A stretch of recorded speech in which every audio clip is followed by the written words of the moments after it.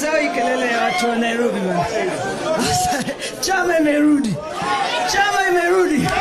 Tuko na chama. Hebu simama waonyeshe tuko na chama hapa Nairobi, tuko na chama. Asanteni sana. Wow. Asanteni. Asanteni sana. Leo top shot.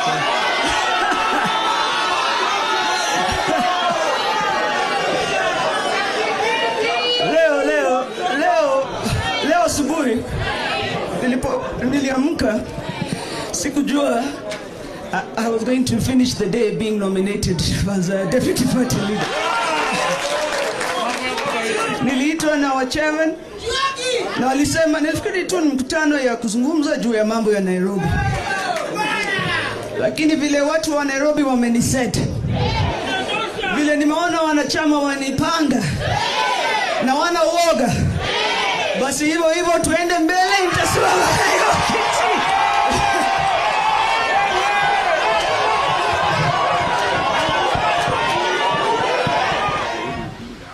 Deputy party leader in one of those NDCs. I'm not sure if it will be your NDC or the other NDC.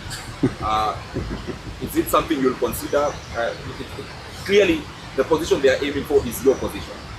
I'll answer Winnie's issue with a story that is told about a turtle that had a kingdom. So there's a person who went close to a pond where the turtle was the king or the queen. So the person told the turtle that, do you believe that there is a bigger kingdom than the pond that you are at? And the turtle said that this kingdom is the biggest. There is no any other kingdom. And if you show me another kingdom, I will give you my kingdom. Then the person led the turtle into an ocean. So initially when the turtle was swimming, it was knocking the walls of the pond because the pond was small. Then when the turtle was put inside the ocean, it started swimming and couldn't reach the end of the ocean as it was doing to the pond. Then the turtle said that indeed there is a bigger and a better kingdom than where I was. So I would like to tell Winnie that she's bigger than the pond where she's going. She should join the ocean, and this is where the ocean is. Thank you. Winnie Odinga bows out from Linda Mwananchi's sect of ODM and joins Linda Ground, associated by his uncle, that is Oburu Odinga, and probably his mother supporting the same.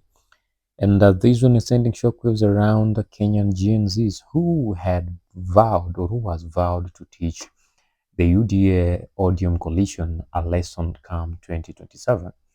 And I think Winnie Odinga was more of a decisive figure in this, and she had a lot of call. That is when she was on the side of Sifuna and Babu Owino, but now she has decided to go on the other side, where the Gen Zs of Kenya still support and listen to her. That she have the call, the vibe, and the aura, the leadership aura that the father had, that can just organically bring people to listen to her, or what is really going on, what's happening in this. Some analysts would say it's a very strategic move because the Luo nation is seeking to find a Luo kingpin. And in this order of things, Babu Owino was a more of a people's favorite when it comes to choosing with an Odium, the Luo Nyanza kingpin. And it going to Babu Owino, it would have been a very big slap to Oburu Odinga and the other people that are siding with him when it comes to having a Luo kingpin. So maybe they're trying their luck and see whether people will love Winnie Odinga the much they love Babu Owino, and see if they can install her as the Luo kingpin, of which it is something that is failed from the beginning, because it will not work that way. I don't think if the Gen Zs now are willing to play such a game. Yes, she has a call, she has a name, and she has a history working with Raila Amolo Odinga, a daughter of Raila Amolo Odinga, But I believe this is where most of the things are coming in, and it will stop most of the things that are happening currently. Leave us your thoughts in the comment section and tell us what you think it's going to happen. What's the end game? And what do you think is going to happen? What's the end game of this?